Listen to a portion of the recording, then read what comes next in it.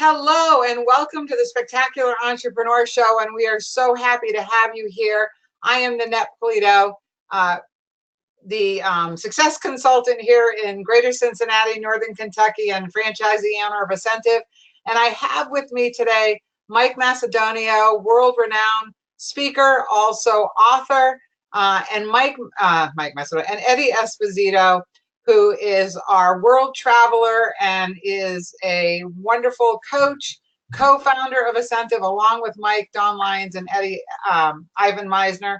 And you can tell I'm a little frazzled because in the last few minutes before we just came on, my computer crashed. So I'm going to take a deep breath here. And Mike rescued me. But we're really happy to have you all here. We had a great show last month. I was on a cruise ship, so that's why I wasn't here. But they did a great job with the 3 great game changers. And today, we're going to get into the 4th great game changer. So with that, I'm going to turn it over to Mike and Eddie, who are going to really make this awesome. Well, thank you, Nanette. We did have our technical difficulties getting that set up, but I think we are good to go now. You know, on our last show, we talked about the habits of highly successful people. And we basically looked at 3, and I'm going to cover those real quickly. But just to put it in context of what we were looking at, over the past couple of years, I had done over 150 coaching sessions with different business people, with complete business intake forms. And one of the things that became very noticeable were the habits of people that were doing very well and those that were really struggling. And to put it in context, I'm talking about people that are earning hundreds of thousands of dollars compared to people that were struggling to make $30,000, $40,000. In many cases, in the same industry, in the same market. Okay, so these are a 5-time, 10-fold earnings performers. And the 3 habits that I found with these highly successful people were, first, that they were mastering their calendar. And we covered that on our last webinar.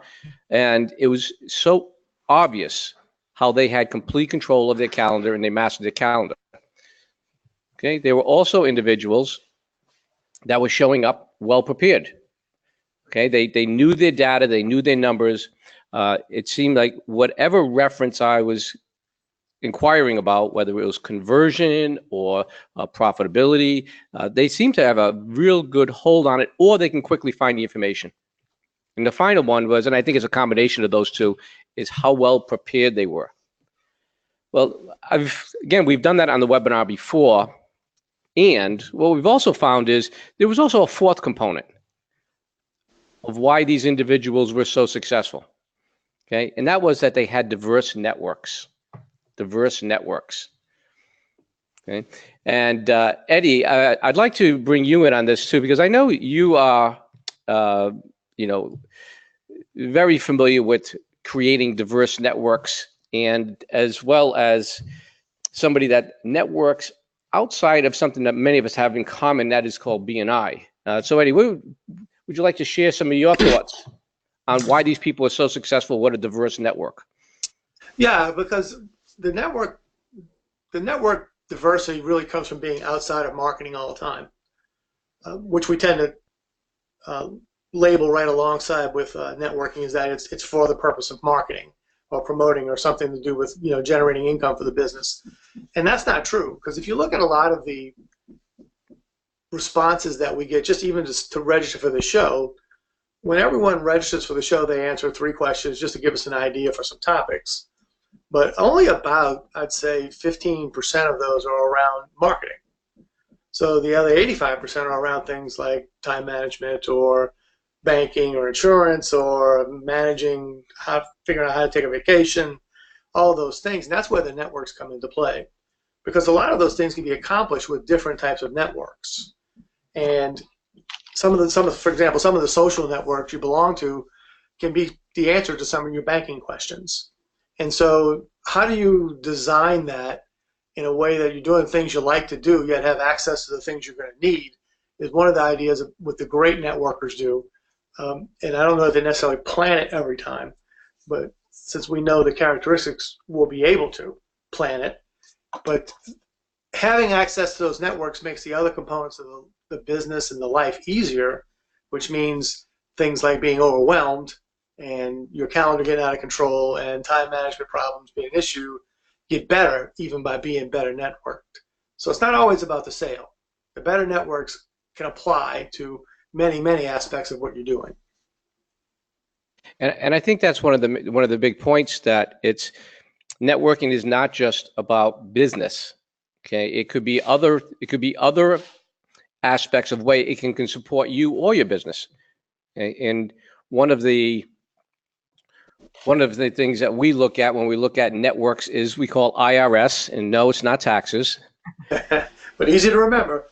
Very easy. And these are three networks that can overlap, but it's for our information, our referral, of course, which is acquiring more business, referral network, and support network. Okay, so we have information, referral, support network. And again, when I was referencing these business owners that were doing much better than their counterparts, they were all well networked and diverse networks. Now, put this in context. Every one of these 150 plus business owners that I spoke with, okay, were at least networked in one. So I'm not talking with people that are complete cave dwellers and don't do any networking at all. As a matter of fact, they all participated in BNI. Okay, both the very successful ones and the ones that were struggling. Okay. Okay. Now, again, when I look at the people that were doing very well, they were well networked outside of that one network. Okay, but they also had good connections, strong connections in their information, referral, and support network. So, Eddie, could you give us a couple of examples on how just an individual network may overlap from the I to the R to the S? Yeah, sure. If I just took, for example, just the church I belong to, that is a network. And when I go to it, I'm generally there for the support element of the whole thing. You know, there's a camaraderie, a community, all that stuff. It's good to be there. We do other types of service work, and you probably relate that to Rotary, the same thing. However, when the people that I'm mixing with can also help me with several of these IR and S needs. So if I needed information on what's the best air conditioning system to put in my house where the air conditioning system broke, I've got the information part there, and possibly even a referral part there. If I volunteer and help someone and I get a referral back from it, okay, then they're starting to overlap. Certain things, even though I'm going for, or I'm attending or doing what I'm doing for a specific purpose, the other two things can happen. And particularly when it comes to the referral portion of it, if you notice that it's happened more and more, then just your activity in there is producing a business result, even though you didn't intend it. So that's a good place when you evaluate it for you to stay.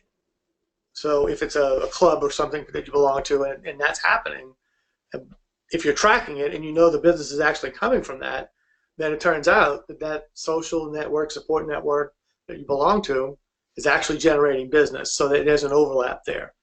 And the same is true of, say, your information network would be a trade association in a lot of ways. You go there to get the latest, greatest information. You go there to get the latest stuff on products or legal things to watch out for, or new forms, or whatever it is. And then there's a guy who doesn't do exactly what you do, and you end up trading business with them, so you got an overlap. So there's lots of instances where that can happen. And likewise, in the business network, some of those people become your best friends. So now they are in support. So there is a lot of overlap there. You know, I find it almost difficult to be part of a referral network and not finding them being able to support your business or your life with a support network. Yeah, and I think, and you know, a key takeaway from that too is understanding what each person is actually able to do. So if I'm in a referral network and I am friends with somebody but they're not giving me referrals, well, maybe it's because they can't. They don't have access to the market that I need to. So it could be really accidental if it ever happens. And I understand that even if they're in my business network, that where our relationship is mostly supportive, that's fine. You know, and understanding what the differences are and not having false expectations makes your networking a lot more enjoyable at that point. So what I'd like to do next is I'd like to offer to the audience to do a little self-assessment. to see, are you lean in networks? Are you robustly networked? Are you over networked? So what I'd like you to do is just take a moment and preferably write this down. If you are on the webinar and it's a live webinar, or even could put it into the chat and just put a number in there. How many networks do you belong to? And you may find that number may change by the end of this presentation when we talk about the different types of networks. But just quickly take an assessment for yourself. How many networks are you participating in? And do let us know by putting it in the chat section down on the bottom of the dashboard.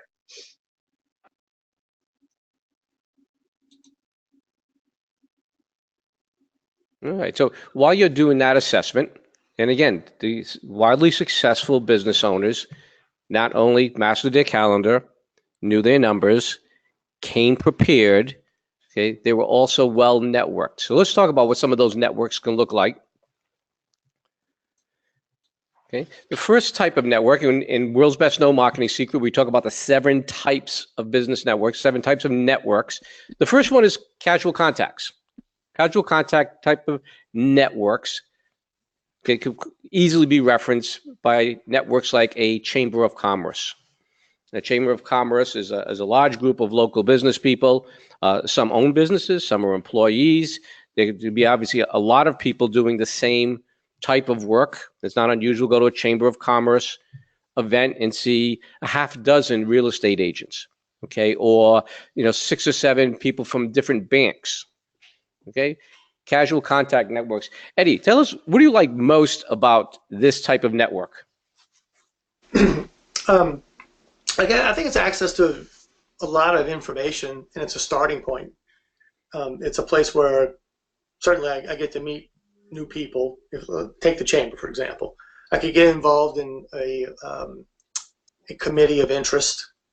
I would.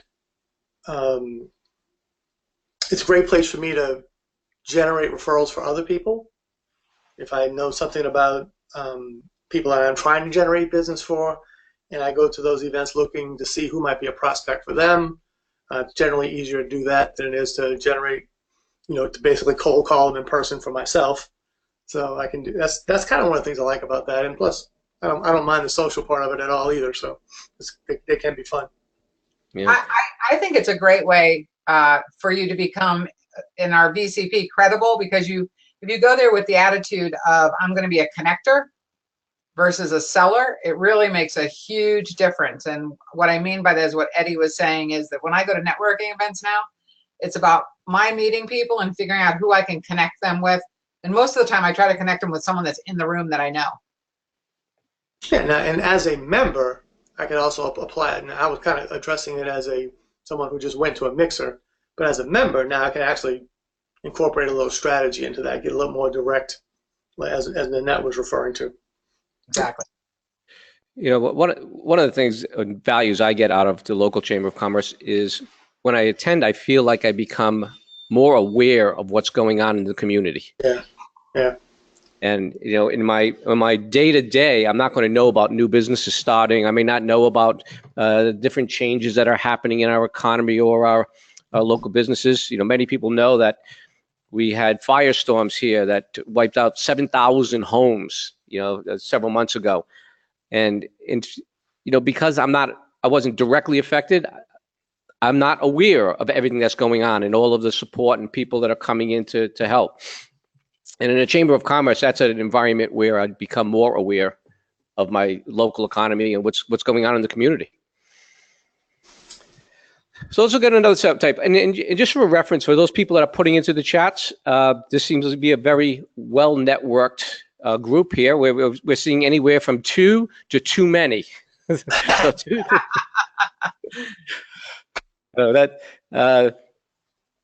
So next one is strong contact networks. And Nanette, you mind if I pick on you to explain what that means to have a strong contact network? Well, a lot of our viewers are probably BNI members, and so that is really our strong contact. These are people who are consistently meeting each other, learning about each other, learning who their target markets are, an incentive, we develop them as referral partners. And we're working with them all the time. But these networks are generally structured. That's one of the strongest components of it, is that there is some kind of structure to this networking to make it really successful. Yep. So these are going to be networks, one per profession, a very specific purpose, that is to generate business for one another. And like Nanette said, a very structured type of network. Like I mentioned, with the 150 or more people that I worked with, okay, and were evaluating, they all belonged to this type of network. Okay, and yet there were people that were generating 10 times the income. Okay, so when I say that they're part of a network and they're very active in it, they are in the sense of this category. Okay, but the extraordinarily successful ones were involved in this and others, and I think that's an important part to understand. It's also something we discuss in the World's Best Known Marketing Secret. To create a diverse networks means being part of different types of networks. Okay, and that doesn't mean 3 different chambers, but different types. So let's continue with the different types so we can evaluate what would be a good type for your business. Okay, the next one would be community service clubs. Community service clubs. This would be organizations like Rotary, Kiwanis, Lions. Right? Hey, what are some of the benefits of networking with people and organizations like this? Well, Simon Sinek said it, about attracting the people that believe what you believe. A lot of these community services clubs are focused on one thing, some particular type of service that's directed at something. So the people there, you would think, would have to have the same common interest. So you got a connection right there on that. And they come from every kind of economic group. So it's also a way of extending your contact base outside of your normal circle. Because you could easily mix with somebody who's 10 times the wealth or knowledge base or access to things that you have, or you're going to be the one who's 10 times above somebody else that can give on both, so you'll be able to give more to that person. So there's in the same group, there could be a large diversity of income, information, other skills across the board, and we're serving a common purpose that makes sure that people are interested, and you can develop great relationships this way because you get to rub together, basically elbow to elbow. So community service clubs are high up on the list of things to belong to. Yeah, I certainly agree with you with the diversity, and that's part of what we're looking for. We tend to network and associate with people like ourselves. That's great. And to have a robust network really means to have a diversity, and service clubs can certainly do that, where they're, like you said, people far more successful than you and other people that aren't as successful as you, and you're all working with a common goal and a common way of serving the community.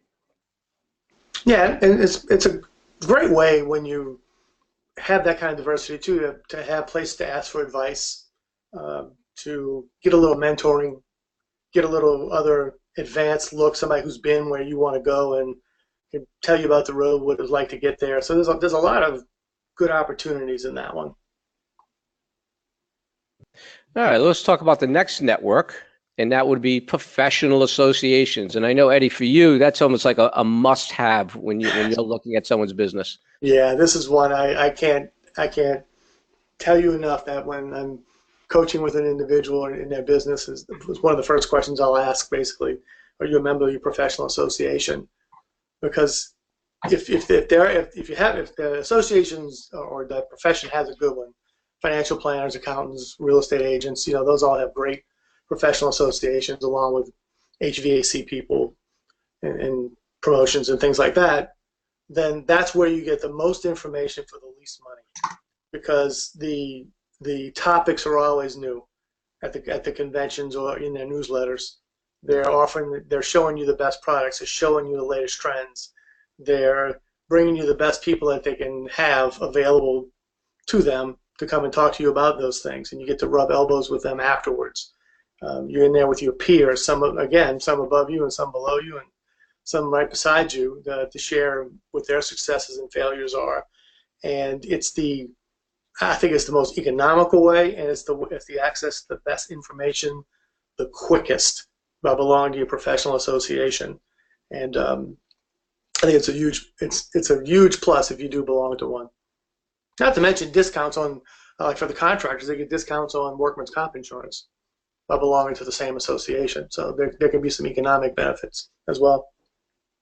Yeah, that's a great example of a support and information network, certainly information for certain. But I think for any business today, I can't think of a business that doesn't stay current, okay, how they won't become dated, stale, and lose market share.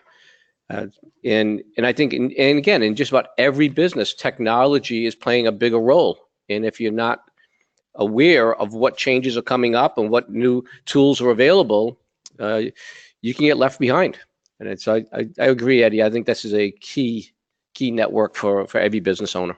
Mm-hmm. All right, and then the next one is social and business organizations. Eddie, what are your favorites? Well, down here in New Orleans, the Carnival Club. I knew that one was coming. It is absolutely stunning. The people who belong to Carnival Clubs, that's the parades that we have at Mardi Gras, and they have a couple of different ones, but basically the Mardi Gras season. And again, it's that diverse from everybody from the low income guy to the highest ones. Now they have some what we call blue blood organizations that they would never allow me to join, but that aside, there's just a great wealth of people. Now it's becoming a destination as well. So there's a lot of people in some of the bigger parades, like say the Endymion Parade organization. They might have as many as 500-600 people that actually come in from out of town to do this thing. So it's now becoming to where that network's even extending out of the area. So, and it's everything again from bankers and utility chairmen and the plumber, and so it's a very diverse network. They do have a lot of fun, and there's myriad of opportunities. They do a lot of charitable work around the city, so there's opportunities for people to get involved in other special interests with them. They have regular meetings, social meetings, so you have opportunities to get together. It's actually a great social business organization here in our city. So now maybe not everyone has the same type of activity as New Orleans with these carnival clubs, but there's other organizations, for example, alumni organizations. Those are very common in any community, and being part of those, again, we have a common background, if you would, but they become great social environments. I'm not in the area where I went to college. As a matter of fact, I'm on the other side of the country right now. But I have friends and classmates from college. They still go to all the basketball games and football games and meet up with the alumni. And again, that's a very strong social network. Yeah, a lot of times though you get groups that will get together and go to football games, for example. I know down here for the Saints, there are several people that gather up in one spot, like a parking lot at a mall, for example. The bus comes to get them, and then off they go to the ball game. And that's been going on since I can remember. But that's the club. That's what they do. Right. So. But then you have car clubs, motorcycle clubs.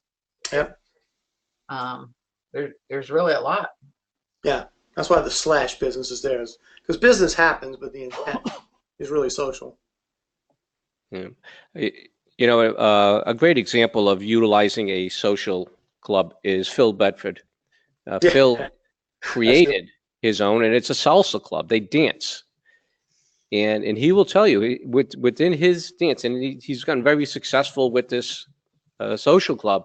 He gets a significant amount of new business, and guess what? It's something he loves to do. He's not part of a motorcycle club when he loves to dance. He loves dancing. He loves leading it. He loves organizing it. And people show up that are in business that want to do business with him. And if you think about that strategically, if you looked at a sales pipeline, one of the biggest challenges that we always hear from people is that they got to get in front of enough people. Particularly if they're talking about doing referral type business.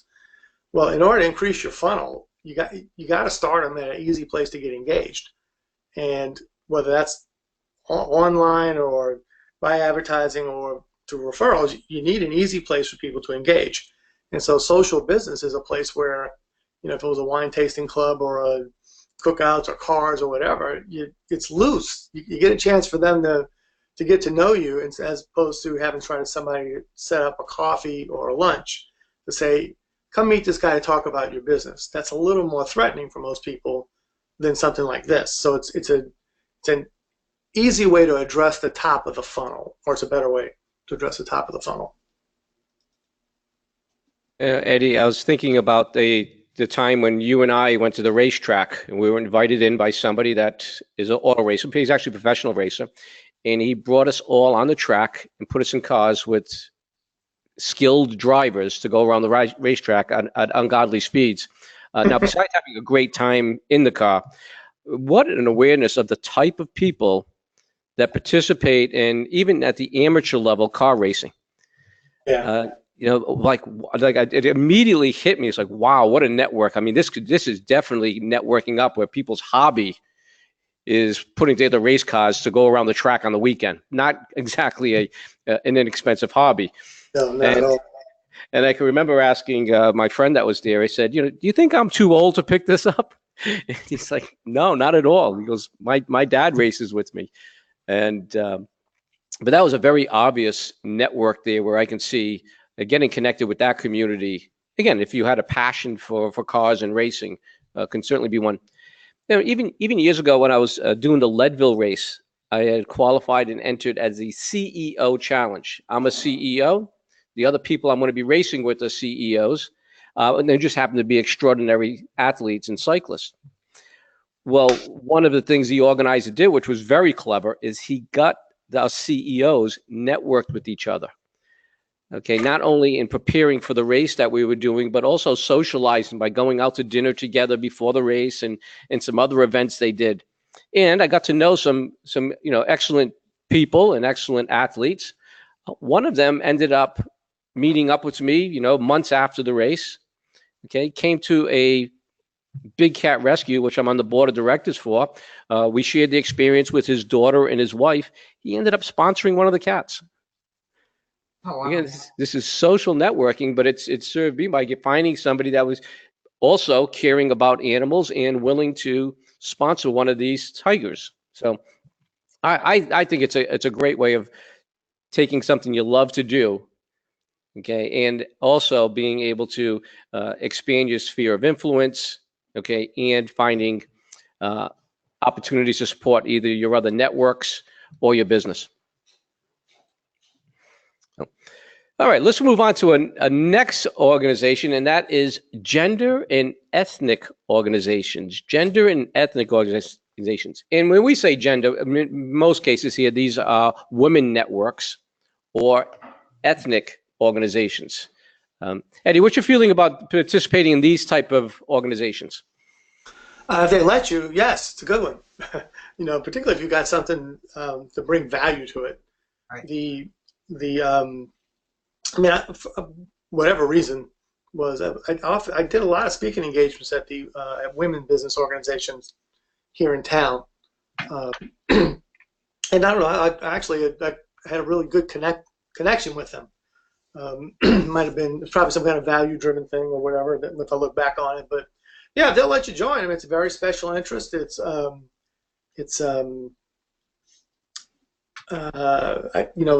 I keep wanting to say direct, but it's a certain type of connection. It's a special connection, and if you're able to fit in it and bring value to it, gender or ethnic, I think it could be a great place to not only generate business, but the other two things as well: information and support. I totally agree with that. I have gone to a couple of the Hispanic Chamber of Commerce meetings. They have been very welcoming. I've actually been able to make some great contacts for them to help within the schools. So really what Eddie is saying is very true. If you can bring value to them and they are welcoming, it can really be awesome. Really great connections. And they tend to be loyal too, by the way. So I like for here, I wasn't really a great fit for the Hispanic chambers down or the Hispanic organizations here, and I did notice though that they are extremely loyal to each other in those organizations. So if you're a good fit in there, I think that the loyalty aspect is pretty strong there. Very much so.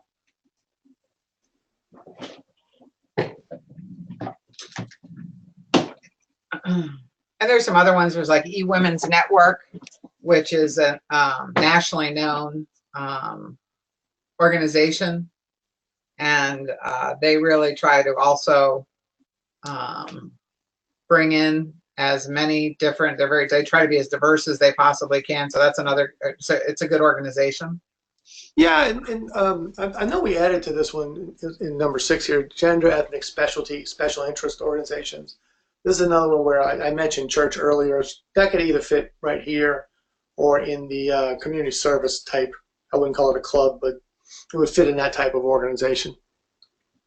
So, because a lot of people do belong to various ones. So those are networks, and it would be either the number 2 or the number 6. Mm-hmm.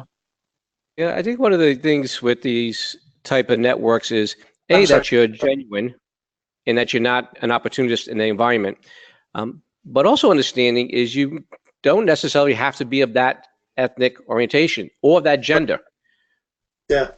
When I was in Dubai, my wife Dawn was one of the speakers at Heels and Deals.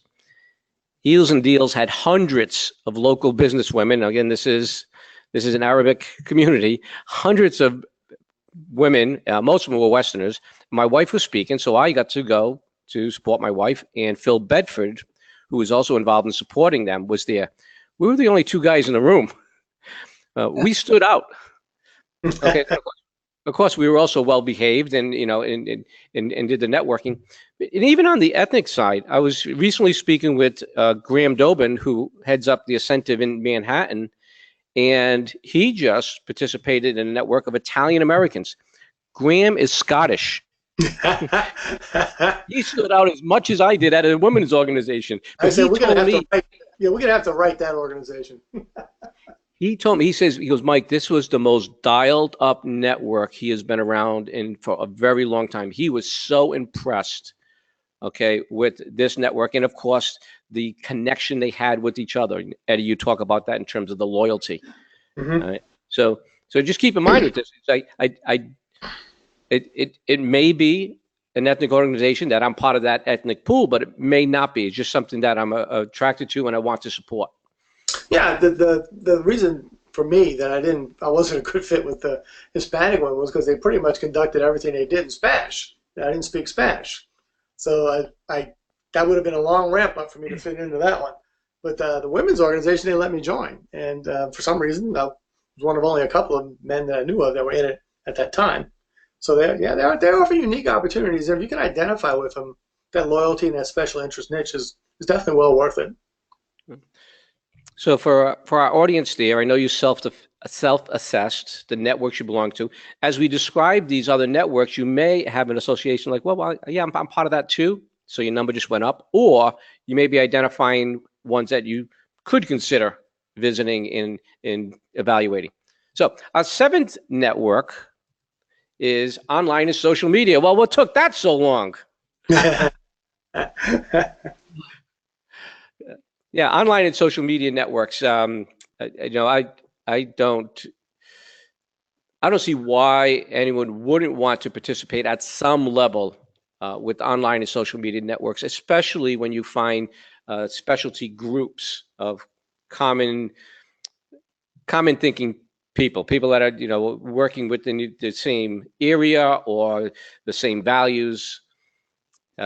I see this as a, you know, as I'm going to say a marketing must, but I want to put this in context. The way I see my social media networking, it is a way for me to prevent my visibility to going into invisibility. I don't see it as my best strategy for developing strong long-term relationships, but it's a great way of staying connected with my community. Eddie and Annette, I know you guys certainly more expert on this area. Well, so this is what I'm going to say is I totally agree with that. However, I will also say that you have to be strategic on this. And if it's not a strength of yours, hire somebody to help you with this. That is what I actually did. And it was the best money that I have, some of the best money that I've invested, because they actually keep you on top of what you should be doing, how you should be doing it. Like in my case, they're on me every week to do a video, some little short video that gives a hint. But what it does is they understand how to keep you relevant.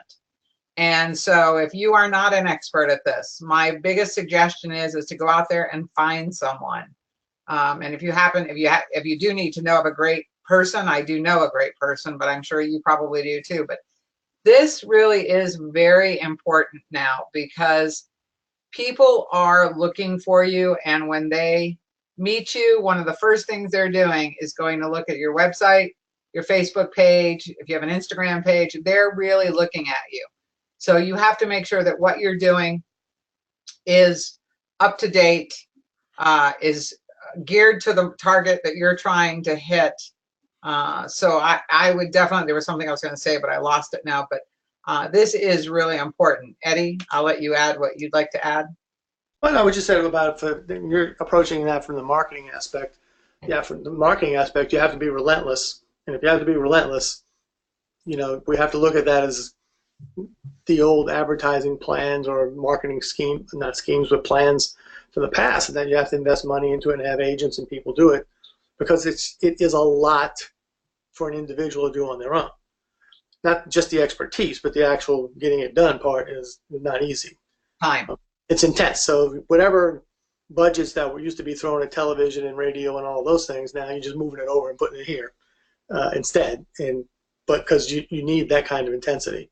From the information standpoint, the networks, the social media networking, you know, LinkedIn has a lot of different types of organizations, like coaching organizations, and even that breaks down into different ones. And it's a good place to have questions answered. You know, you had this situation, how might you have handled that? And get it back from other professionals the same way. Participation can give you a little bit of visibility in those things, particularly if you're going to the professional organization conventions. So if I was in a coaching group that was affiliated with the ICF coaching organization and was just having conversations there and then went to the association, they're kind of linked together. So in the information and support area, the social media works well too, because just having the conversations or starting the conversation, listening to them, participating in them, keeps your fingers, Mike said, your ear to the ground, and keeps you connected, and can serve a very useful purpose. And that way of it is a whole lot less intense than the marketing way. So that number 7 can go marketing, information, and support as well. And you do have to be aware of what you're posting. So do be careful, because some subjects to some people can be very touchy. So be aware of what you're posting, and be aware of the pictures you're posting also. Yeah, there's a plethora of etiquette rules on this now, and they get more every day. Exactly. You know, regardless of the type of networks, and we've certainly listed a number of different type of networks, I think our philosophy of networking works in all of them, and that is that effective business networking is about helping others as a way of growing our business. It's about helping others as a way of our business. In all of these networks, we will come across people that could use help. You know, even with social media, where, you know, we can post something about an associate, It could be a brag about some of their accomplishments. It could be to promote their business or give testimonial. These are all ways that we can help. So again, whether it's face-to-face or online, I think our philosophy of effective business networking is about helping others as a way of growing your business. There's one thing that we want to say with all networks, and that is no minnows. Yeah. No minnows. And what we mean by that is people that join the organization and there are members in name only. Minnows, members in name only. Regardless of the networks, okay, participating at that level was not the success trait I was seeing with these successful people. On the contrary, they were not only well networked as far as diversity, okay, they were the mayor of the community. They were acting on boards. They were chairing boards. They were very active in a leadership role. And I believe this is what gave them not only the network itself, but the relationship with the network to support their business. Eddie, any final thoughts on participation? No, you just said it right there. If your intention is to get business out of it, then yes, you have to become relevant. It's that simple. Yeah. You can't just sit on the bench, sit out there and just, be a spectator. Well, I hope we've given folks on this webinar an opportunity to evaluate what networks they are participating in, what networks they can participate in, and most importantly, see the importance of diversifying that networks to really bring your game up to the next level. We've enjoyed having you on this session. I'm going to turn it over to Net to tell you what's up next. And Eddie, thank you for all of your insights today. Yeah, glad to be here. Eddie and Mike, I just want to say great job. Thank you so much for the fourth Game Changer. It was a great show. We really appreciate it. And audience, thanks for participating. We love it when you participate with us, so we really do that. We are listening to you. As you know, we are always asking you what we want, what you would like to hear from us. And we actually have one that we've picked out that we're going to be working on next month for you, and that's pitching your business. Next month, we're going to be talking about this because I know a lot of you are like, how do I do this? How do I pitch my business? What's the right way to do it? So it's going to be another great show, and it will be in April, and we hope that you join us. And we hope that you share this information with others and say, hey, get on here and watch this too. We just appreciate that and everything you're doing for us. So we're going to go backstage now. So stick around, because if you have questions about any business subject, we'd love to answer them for you. But with that, I will tell you, go forth and prosper. Have a great month. And we look forward to seeing you in April. Eddie and Mike, thank you again.